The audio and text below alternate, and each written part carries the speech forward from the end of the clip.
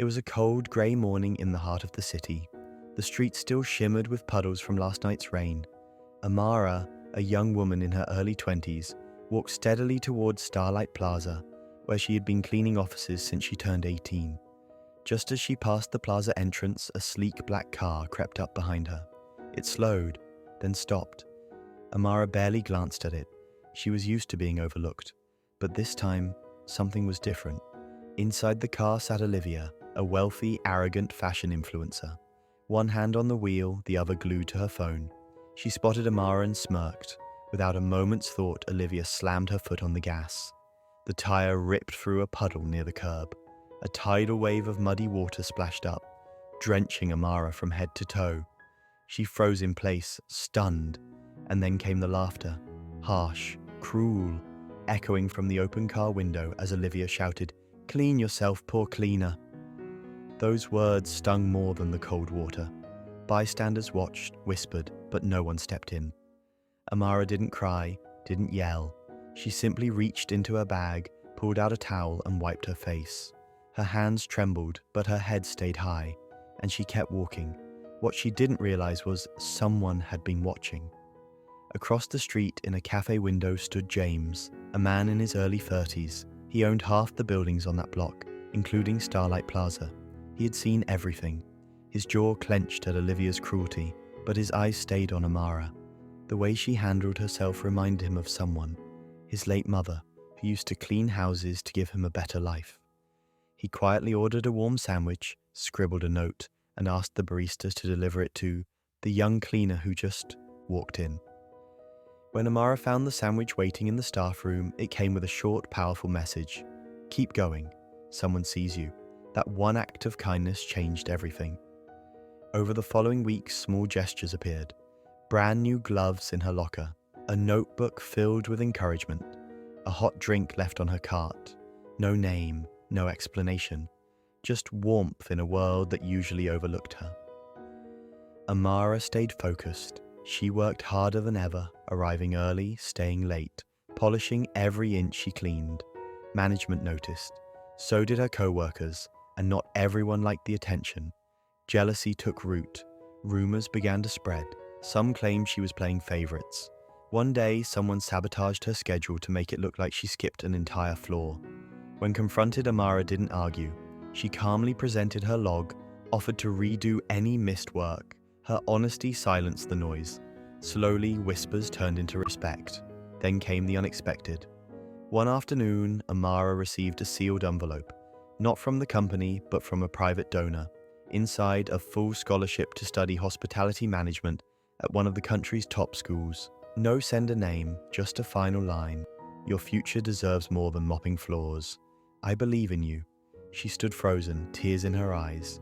For the first time in years, she felt something she hadn't dared to believe in. Hope. Behind it all was James. Every gift, every opportunity, every silent support, all from the man who had seen her dignity in the mud. She began attending evening classes while still working full-time. Her body ached from the workload, but her spirit only grew stronger. And while she rose, someone else began to fall. That cruel moment at the plaza had been caught by a security camera. The video showed everything: the puddle, the splash, Olivia's laughter. A leak put the footage online. Within hours, it went viral. Influencer humiliates cleaner girl. Who is the woman behind the wheel? Olivia's world unraveled. Brands cut ties. Followers turned on her. Her past comments resurfaced. The facade of glamour cracked. Her father, a powerful businessman, was furious. He cut her off, froze her accounts, forced her to apologize publicly, or lose everything. Meanwhile, Amara remained unaware. She continued her routine, working, studying, growing. Then came another breakthrough. She was promoted to the VIP floor, reserved only for executives and elite guests, a sign of trust and recognition. In the mirror, she adjusted her new uniform. It fit better. She stood taller. For the first time, she saw herself not as a cleaner, but as someone who belonged. That day, she found an envelope in her locker. A handwritten note. "You've inspired me more than you know. Someone believes in you." Signed, James Carter. The name clicked. She remembered it from a magazine, the billionaire owner of Starlight Plaza. Her quiet supporter, revealed. Tears of gratitude filled her eyes. She had never been walking alone. The next day, whispers spread again, but this time it wasn't gossip. Olivia's apology video had aired. She stood beside her father, visibly shaken. To the woman I humiliated, I'm truly sorry. Her name is Amara. I've tried reaching out. I hope one day she can forgive me. The world watched. The public responded. But Amara stayed silent. Until that evening, when James messaged, "Meet me at the plaza entrance. Just come as you are." At 6 p.m., Amara stood at the spot where it all began. The puddle was gone. The pain remained. James greeted her quietly, then handed her an envelope. Inside, a key and a letter.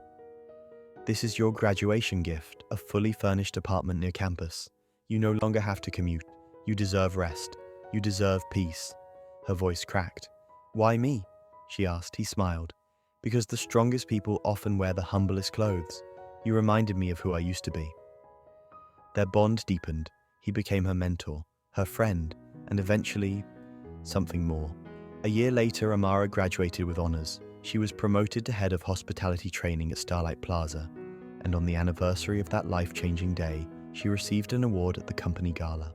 On stage, she ended her speech with these words: "I used to think life was about surviving what's thrown at you, but sometimes the mud we walk through leads us to a light we never expected." Afterward, she stepped outside, back to the plaza entrance. There, she gently placed her ribbon on the ledge, not as revenge against Olivia, but as a symbol of healing, of letting go. Because sometimes the world tries to bury you, but if you keep walking, even through the mud, someone will see you rise. If this story moved your heart, don't forget to like, comment, and subscribe. Share this with someone who needs to hear that resilience shines brighter than cruelty, and kindness always leaves a mark. Thank you for watching.